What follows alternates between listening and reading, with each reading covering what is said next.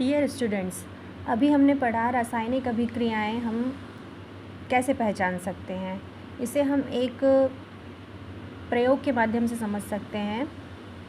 जस्ते जो दानेदार जस्ता होता है जिंक, उस पर यदि हम तनु सल्फ्यूरिक अम्ल, ये जो क्रियाकलाप दिया गया है इसमें यदि हम दानेदार जस्ते पर तनु सल्फ्यूरिक अम्ल डालते हैं तो उसकी जो क्रिया होती है उसमें हाइड्रोजन गैस निष्कासित होती है। तो ये भी एक रासायनिक अभिक्रिया का उदाहरण है। तो इस तरह से हमने इस क्रियाकलाप में ये देखा कि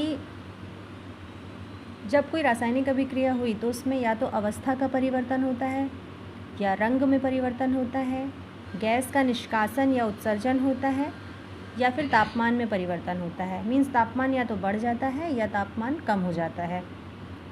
तो जब भी हम रासायनिक अभिक्रियाओं के बारे में देखते हैं, पढ़ते हैं, तो हमें महसूस होता है कि वहाँ जो अभिक्रिया प्रारंभ में हो रही होती है वो बाद में कुछ अलग तरीके का परिणाम देती है। उसमें से ऊपर जो हमने ये 4 गुण पढ़े हैं, ये हमको उसमें देखने को मिलते हैं। मीन्स अवस्था में परिवर्तन, रंग में परिवर्तन, गैस का निकलना, है ना, या तापमान में परिवर्तन, ये सब चीज़ें हमें देखने मिलती हैं।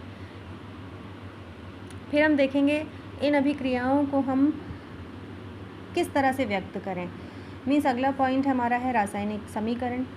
तो जो रासायनिक अभिक्रियाएं हमने अभी इससे पहले पढ़ी कि रासायनिक अभिक्रियाएं होती क्या हैं, तो बेसिकली हमने उसका परिभाषा समझी कि रासायनिक अभिक्रिया होती क्या है।